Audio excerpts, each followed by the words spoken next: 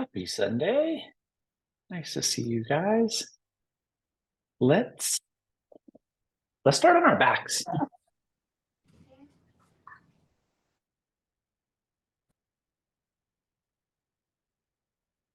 So just a comfy spot where you can be prone and where you can just breathe into the day. No props needed, but you're welcome to use anything that makes you or allows you to feel more comfortable.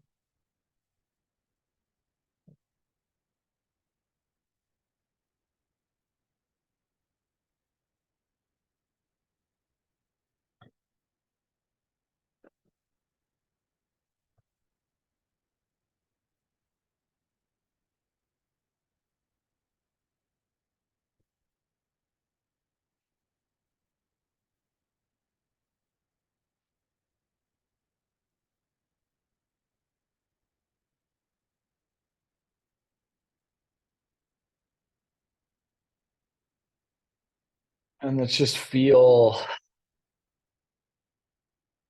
into the exhale. I really like getting to experience the sensation of landing to the edges of your body with each exhale.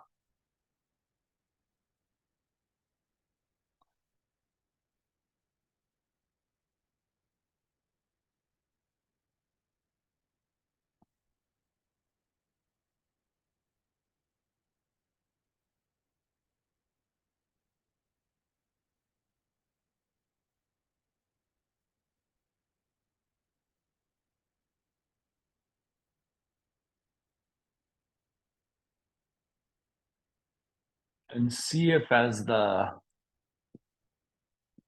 breath leaves the body, as the energy of the breath dissipates and the body relaxes into that release, if you can feel more and more of your backside, maybe even into the lateral edges, connecting with your mat with each subsequent breath.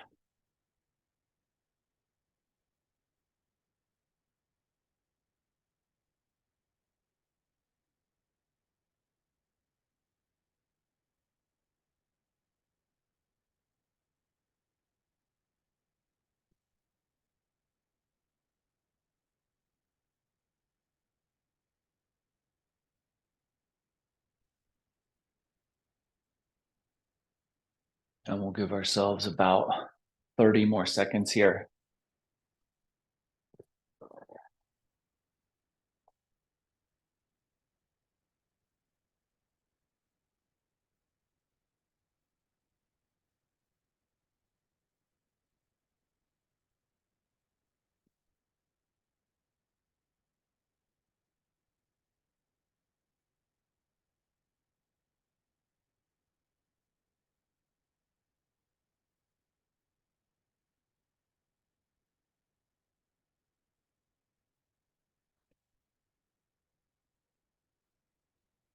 And then as you're ready, let's inhale, bring our knees into a bent position so the kneecaps can point towards the ceiling and the bottoms of the feet can be anchored or connected to the mat. And just add a little lateral sway for the knees, just a little movement at the hips.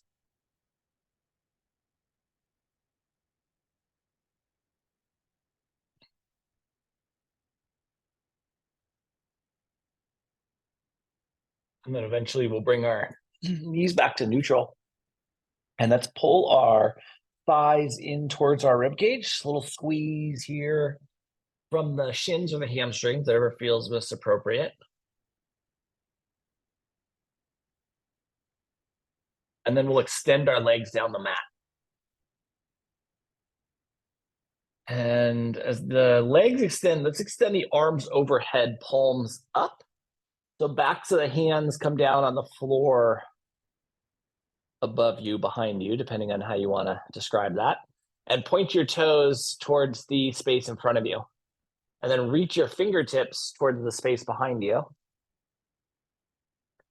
And then there can be an arch in the lumbar here that is compensating for the fact that you're putting the entirety of the anterior and posterior chain at their length potential.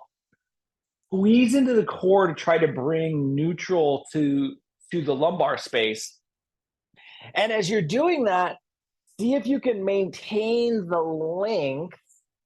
And what you may notice is there are different parts of the posterior chain, usually in particular, that start to try to compensate or that get squeezed. See if you can relax into any of that squeeze with neutral lumbar, just with your exhale breath. And then eventually we're going to relax the arms. And let's bend our knees so the kneecaps can point towards the ceiling space once again, and we'll just add a little lateral sway.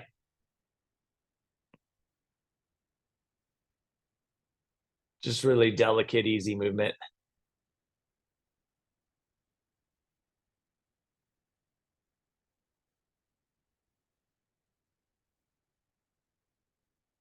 And eventually, we're going to bring our knees back to neutral. And let's take our hips. So lifting with a little bridge action and just taking the hips over to the right, maybe an inch to half an inch. And then we'll extend the legs down the mat and walk the heels over to the left corner. And then take your right hand and grab your left wrist. So this is opposite of the way we would normally do this. So generally we'd have the left hand grabbing the right wrist. So it could feel unnatural to you. We're looking for a little bit more side body capacity. So we're going to tuck that left elbow down, and your right elbow pit is going to come to your top of your right head, or the right side of the top of your head. How about that? And we'll just keep tucking that left elbow down. And so the neck starts to get involved here. Eventually, we want to feel a little lateral pull in the right lats.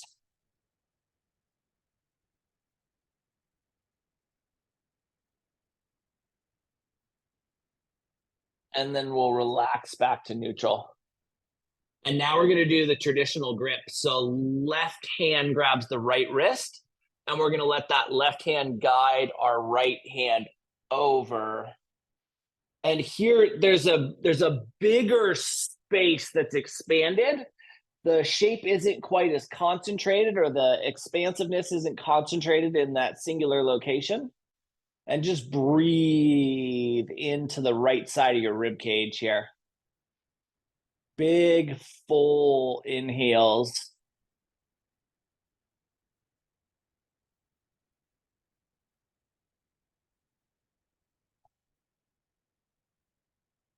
And then we'll relax our torso back to neutral. Bend the knees. Bring your hips back to neutral and add a little lateral sway. And as you move here, just feel some of the asymmetry in the left and right side of the body. Particularly torso focused, but also down into how the torso is impacting the hip capacity or the movement capacity of the hips.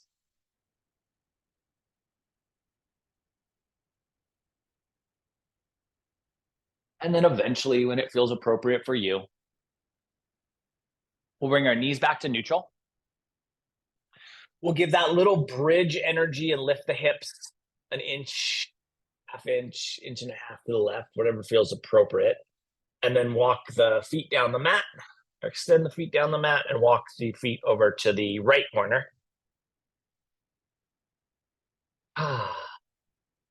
And extend the arms up and overhead.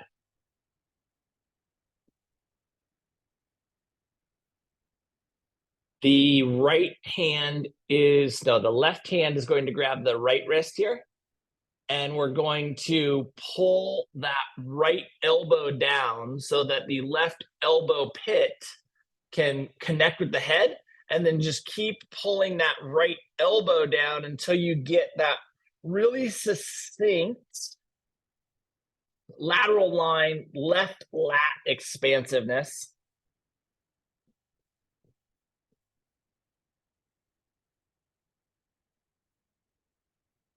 And then eventually we'll relax that back to neutral. The right hand will grab the left wrist. So this is the more traditional alignment. And then we'll pull with that right hand over.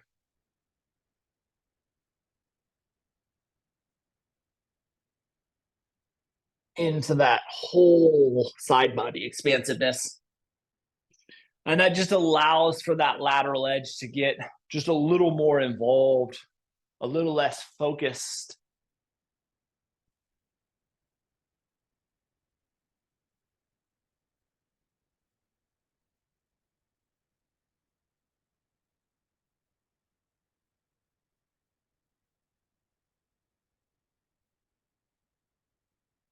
Eventually, you will feel balance left to right, right? Just feeling into your side body balance, and then eventually we'll relax the arms back to neutral, maybe out towards cactus, bring the knees to a bent position, bring the hips back to the middle of the mat, and let the knees sway here. And then ideally, right, we have a lot more symmetry in our hip capacity, but if you're moving here and you're still feeling some resistance, see if you can smooth out that resistance, maybe hanging in a particular area of stickiness, and exhaling until you get some level of release, of ease.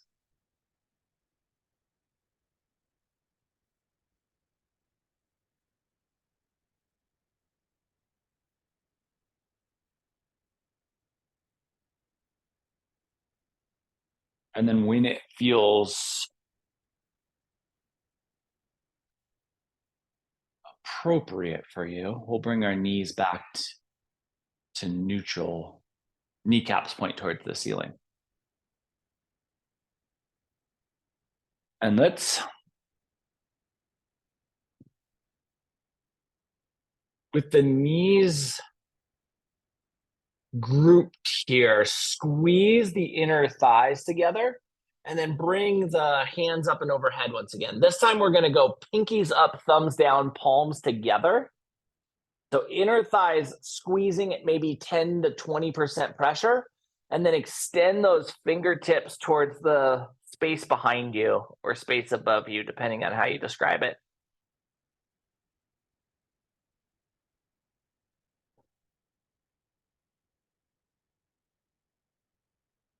And see if you can keep the lumbar neutral, but then balance out any left to right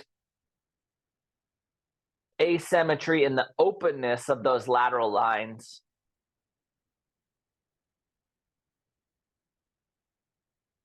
And we'll relax the arms.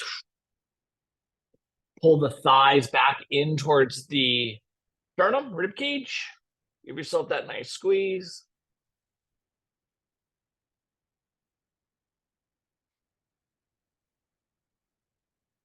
And then let's let the feet come to the mat, let the knees fall to one side or the other, whatever side feels appropriate. And we'll press ourselves up and into seat. As you come into your seat, just follow it forward into a fold. Keep in mind that we have been very lateral chain specific. So the posterior chain may be very sticky here, and the hamstrings may be very restrictive. Bend the knees if that's the case. So allow for the torso expansiveness to get involved in the shape.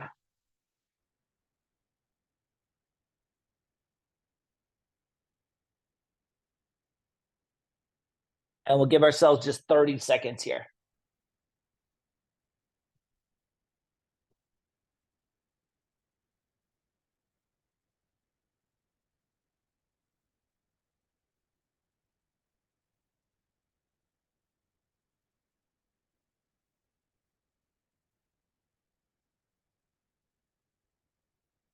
And when you're right, when you're ready, when it feels appropriate within you, we'll walk ourselves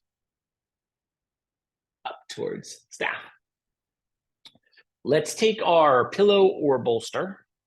If you have a bolster, you may not need both props here. If you're using a pillow, probably both our blanket or towel and our pillow will be ideal. we want to end up with, roughly a bolster-esque size shape. And we're going to put that just behind us with maybe 3 to 6 inches of space. And then we'll bend both knees, let the knees fall over to the left. As they do, that left hand is going to slide and extend away from us so that we land with our bolster-esque prop right in the middle of the rib cage. And then we can just release over that. The right hand here has lots of freedom. It can come down in front of you to soften the shape.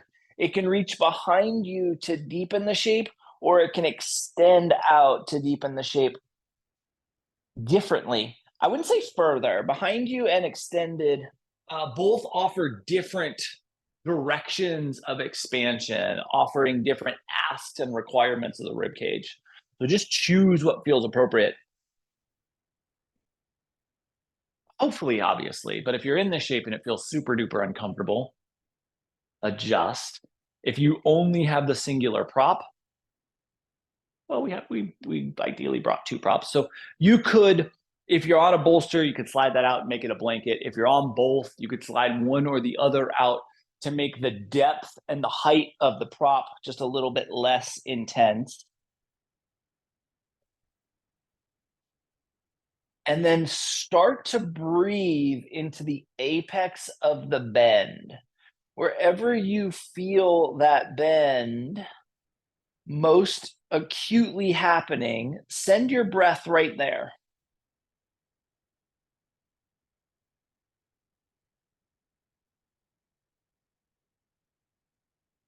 And so there's this little village. And in the center of this village, there's a tree known as a labyrinth tree. And the people of the village mostly think of this tree as useless. It offers basically no shade in the summer. It produces no fruit. It has almost no foliage, but it has these winding, intertwining limbs that seem to go up into eternity. And there's this little boy who's grown up in the village and has become fascinated with this tree.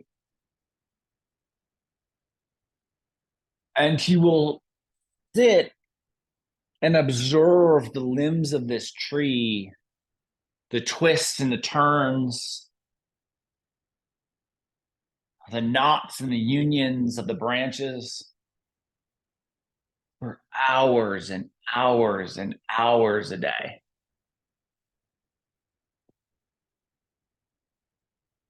And much to the chagrin of his family, other members of the community, who are constantly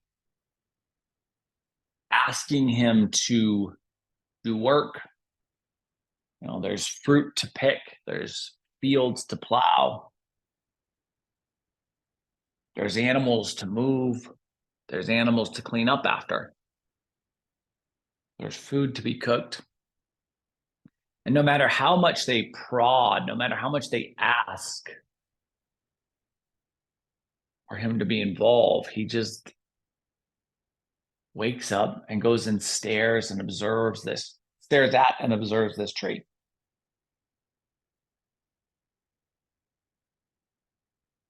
And no matter how much ridicule is poured down upon him each day as he's sitting baking in the hot sun under this tree, he never loses his fascination with it.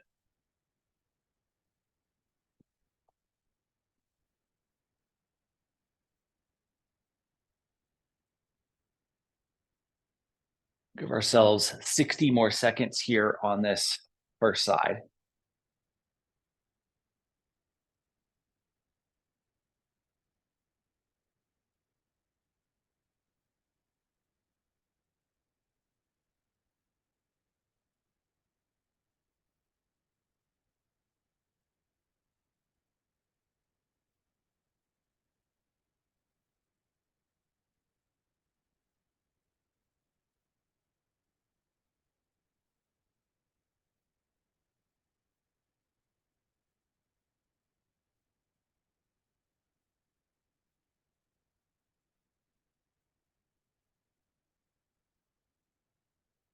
Thinking about those deep breaths into the apex of the shape.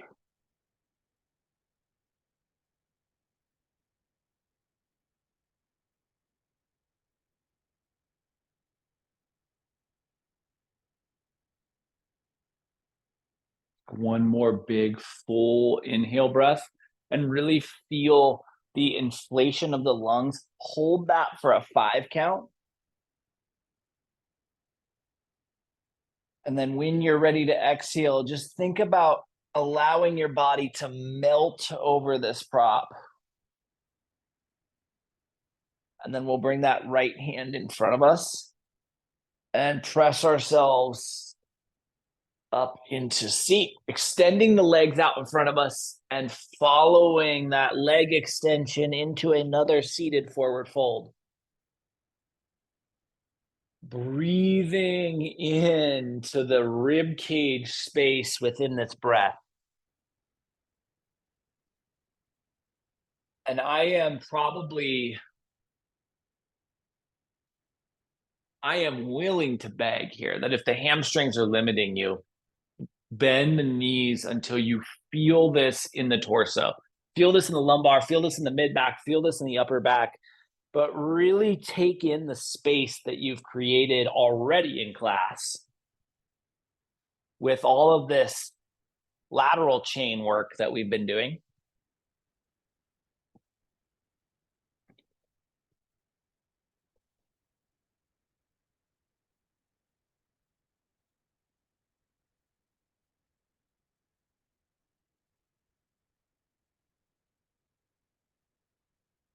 And then eventually,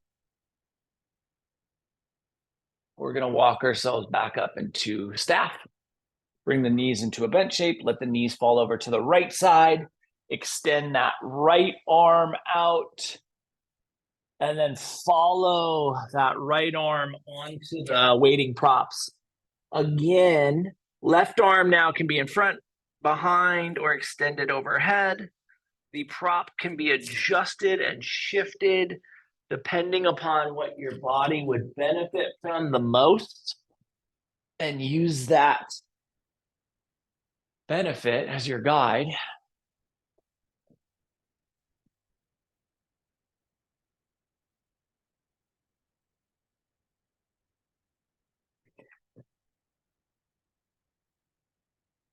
Every once in a while, someone will come along and ask a question. Most of the time, it's just disparaging remarks, but every once in a while, there's a question asked to this young boy. And mostly just about why he cares about the tree, or why he's choosing to spend his time with this useless tree instead of something that's more fruitful, more productive. And he'll go into these long-winded answers about the nature of the labyrinth of branches and how the labyrinth of branches tells a story, and how he believes there might be a purpose that they may not yet be aware of.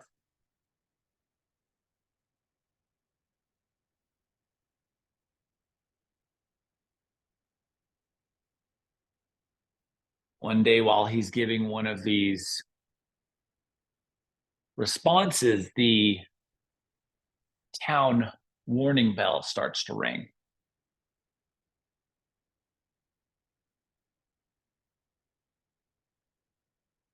And word of a impending dragon attack spreads through the town quickly. And the news becomes even more grim, even more dire, as they find out that the dragon that's coming to attack their little village is the most powerful dragon, the most well-defensed, the most ancient dragon in all of the known universe. And so, of course, the entirety of the town comes together to work on a solution.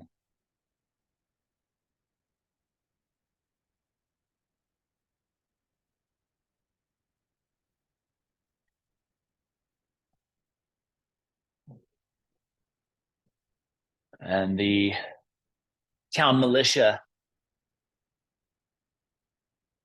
starts to give an accounting of the defense weapons they have and how they can approach this problem.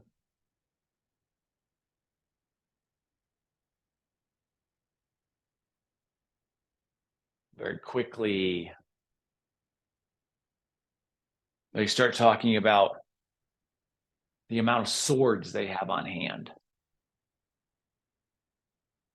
So, we have 250 villagers here. We have 175 swords. Obviously, we'll want the 175 swords to be in the hands of the strongest fighters.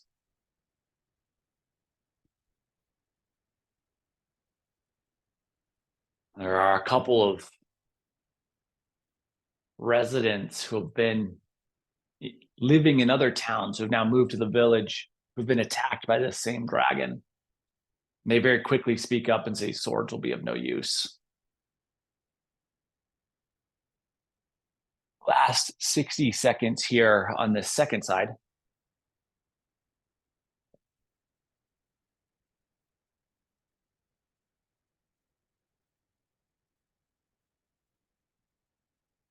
Sending your breath right to the apex of that shape.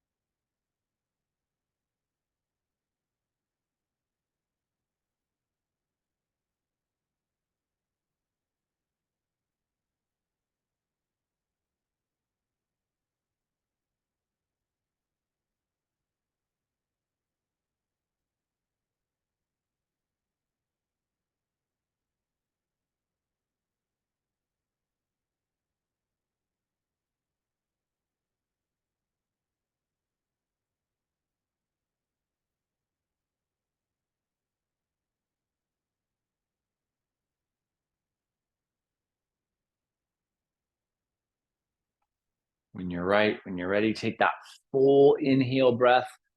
Feel that apex space inflate fully, and then hold that breath for a 5 count. When you're ready, just exhale and release. Let the whole entirety of the body relax into this space. And then we'll bring our left hand in front of us and use that left hand to press ourselves back into a seat, extending our legs. And let's take another seated forward fold.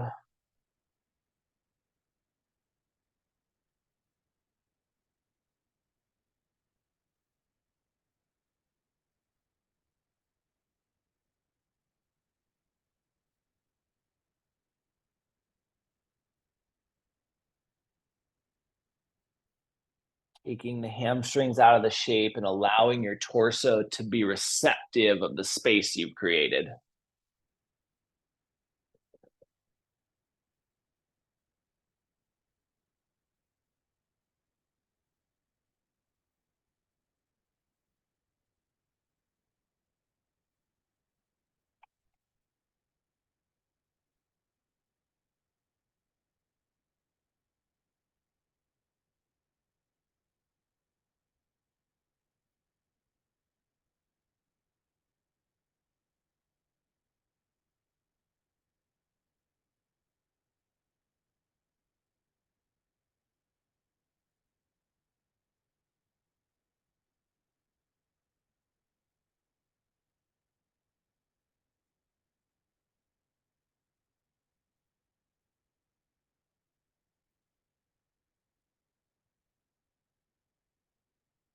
Last 15 seconds here.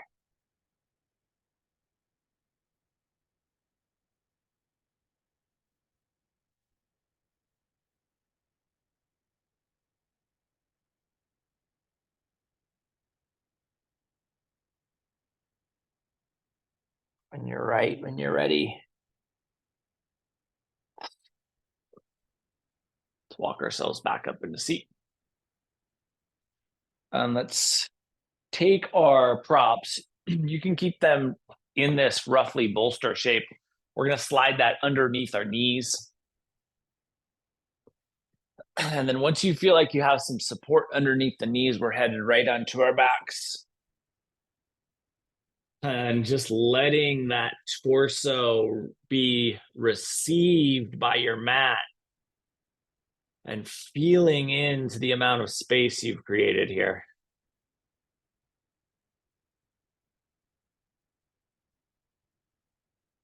Be at ease.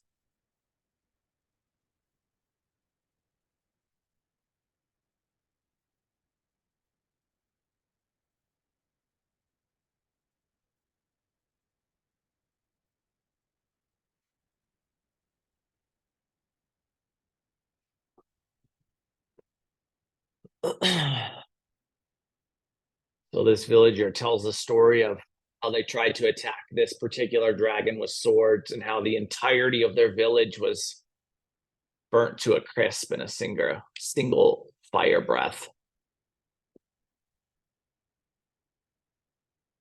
The next, the mayoral figure of this town says, we have 2 cannons. We could fire cannonballs as the dragon swoops in. And this other villager speaks up. He says, I used to live in a town. We had 4 cannons twice as large as your cannons. We fired them at this dragon straight at its head.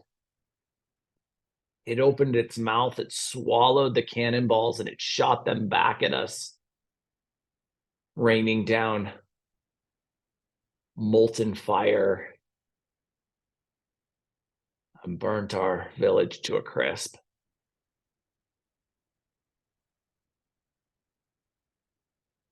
And the people of the village start becoming more and more terrified of this impending doom. And more people pipe up ideas of how they could fight the dragon using different tactics, and each one, someone who's already lived in another village destroyed by this dragon says, we've tried that and it doesn't work. And idea after idea is shot down.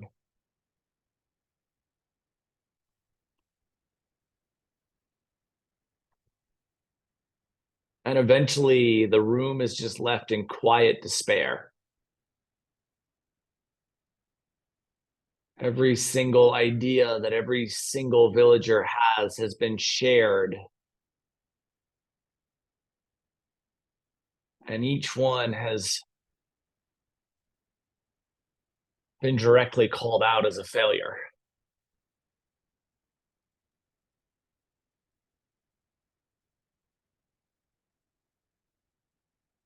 And from the very back, the voice of this little boy obsessed with the labyrinth tree speaks up. And he says, I have an idea.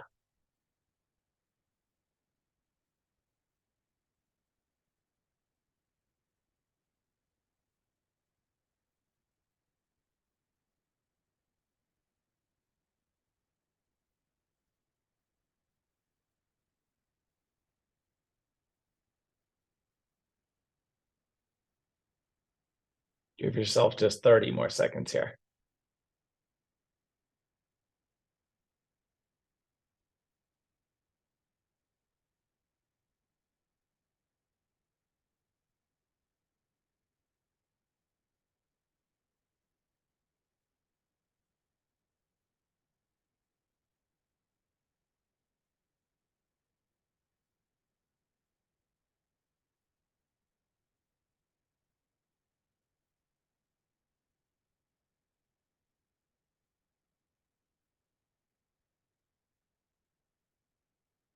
And when it feels appropriate, we are going to bring our feet on top of our prop shape. Now, Some of us may want to adjust the positioning of the prop shape. It may feel better to push further down. We're going to bring the bottoms of the feet together and let the knees fall out wide on this elevated space. This helps keep our lumbar neutral, and it requires a little less external hip capacity.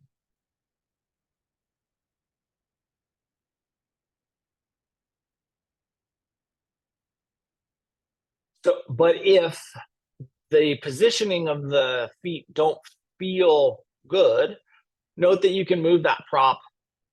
We want to have the feet elevated just for the ease of the lumbar neutrality.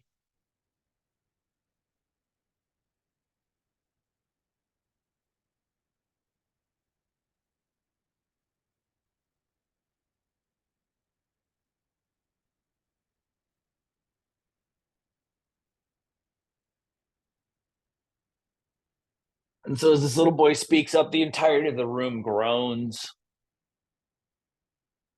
But this mayoral figure, recognizing that there are no other ideas, says, pipe down, let him speak. And he says, I can lure this dragon away from the town. I need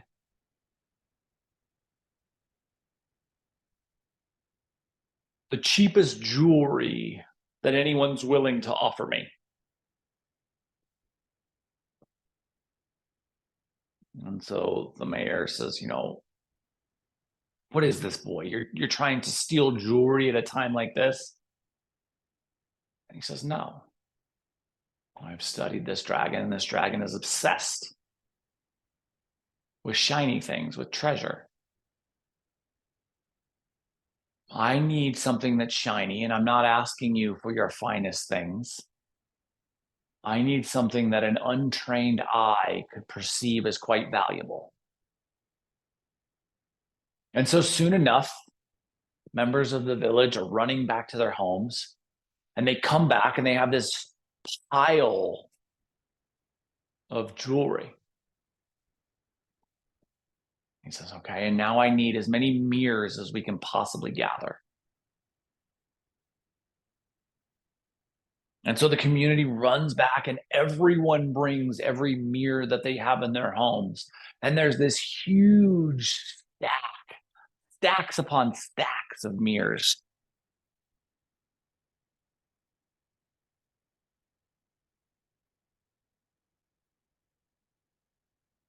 And so just outside of town, this boy starts to direct the construction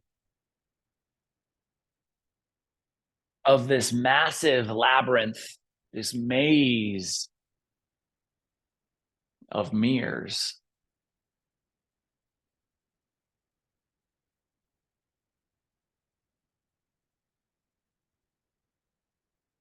And these mirrors are reflecting these piles of shiny jewelry.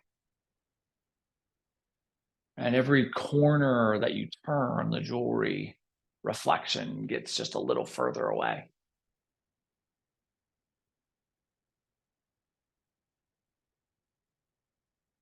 We'll give ourselves just 30 more seconds here.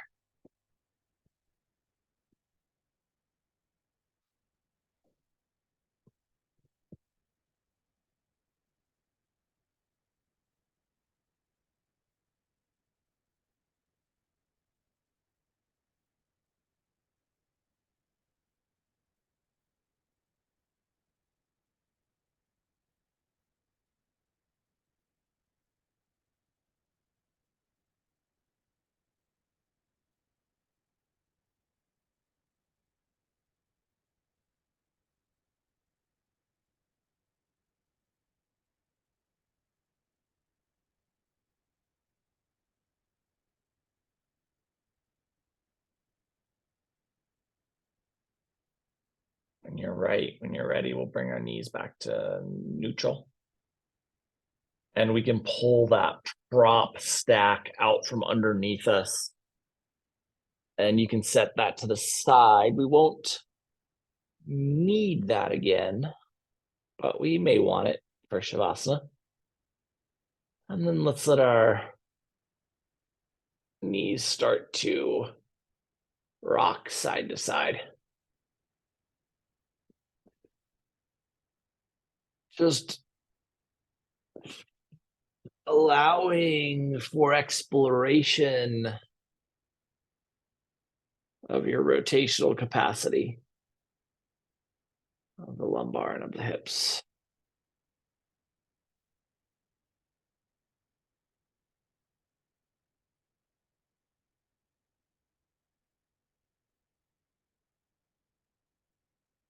Searching out, seeking out any areas still holding on to restrictiveness and trying to smooth those out through the utilization of your breath.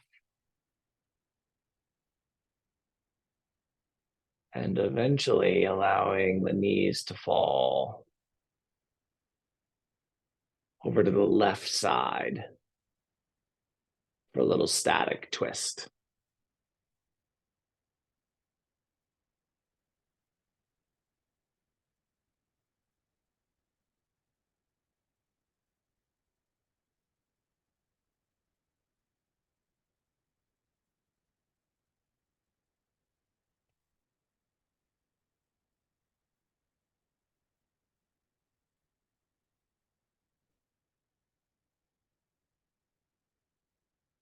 And just breathing here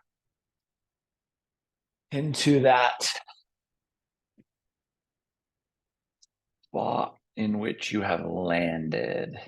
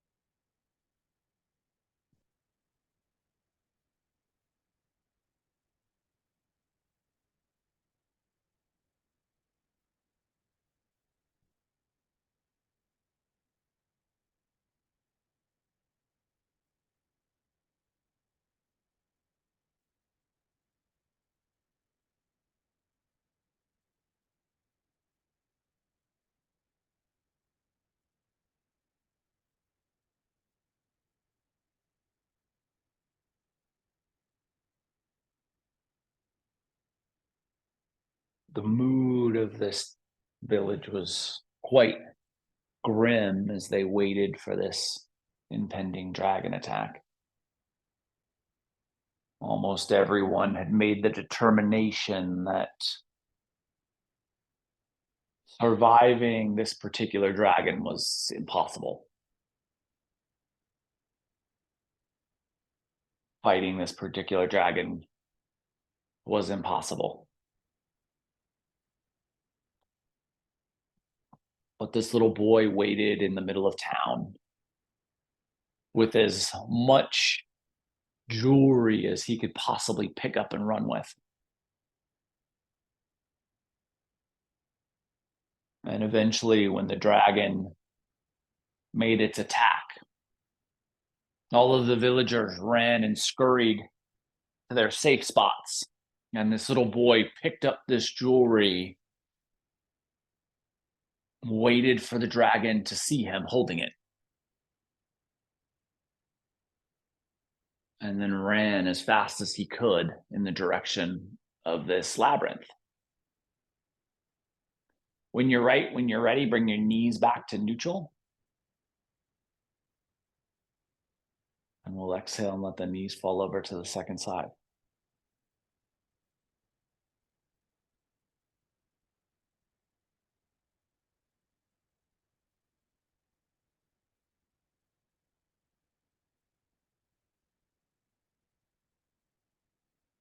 And just as he had planned, the dragon followed him. And he quickly darted in the labyrinth and out this side door he'd created for himself. And the dragon saw just in front of him the reflection of treasure. And further into the labyrinth, the dragon went. And around the next corner, a reflection of treasure. And around the next, and around the next, and so on, and so on.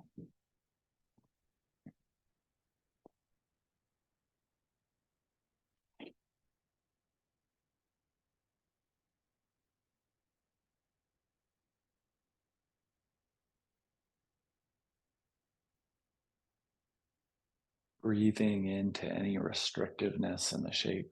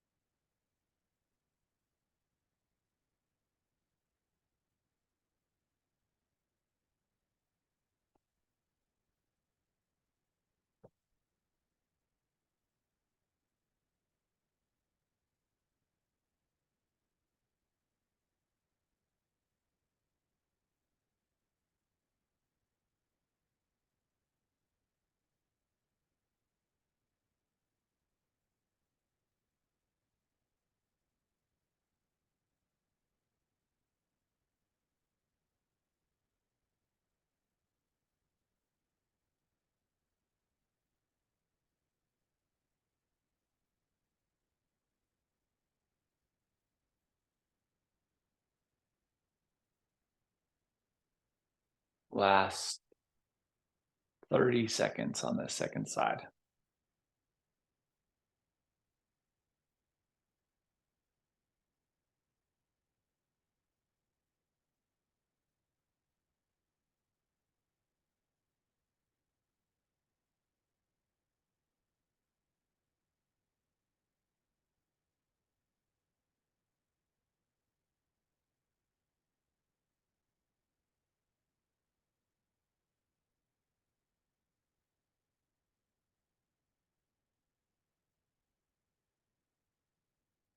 When you're right, when you're ready, we'll bring our knees back to neutral.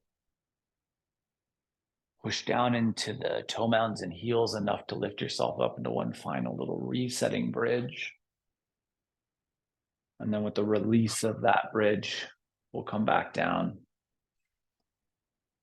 and ask ourselves if there is anything that would be advantageous or beneficial before we allow our body to drift into a shape where we can appreciate Shavasana. And if there is, let's offer that. If we're ready for some stillness, let's find our way into that stillness.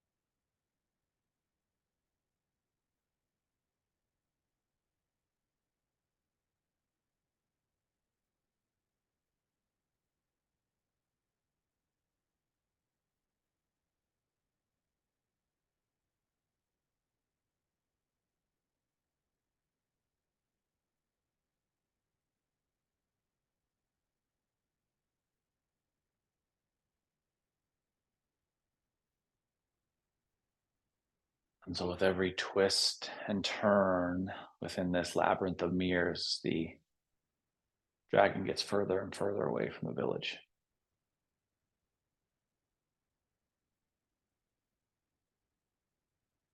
And the story that becomes passed along and throughout the land is that the dragon was lost in the labyrinth and never returned.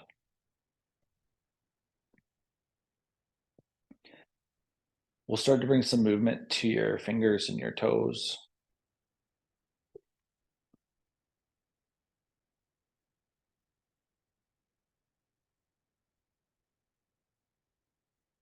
Into your wrists and your ankles, up through your elbows and knees, continuing to the shoulders and the hips, and your neck and your head. Eventually, the entirety of the body will start to move, and we'll utilize that movement to transition from the shapes we are in, making our way back into a seat. Seated space, spine gets tall, breast gets fluid, eyes close.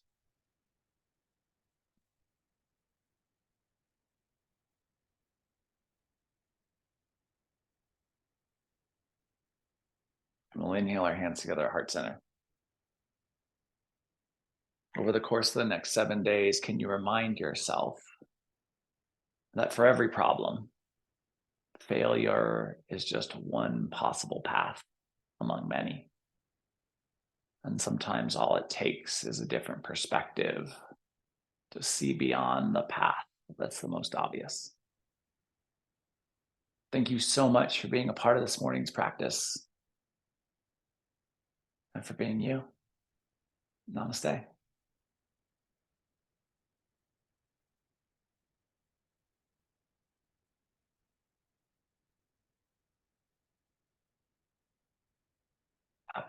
Happy Sunday, guys.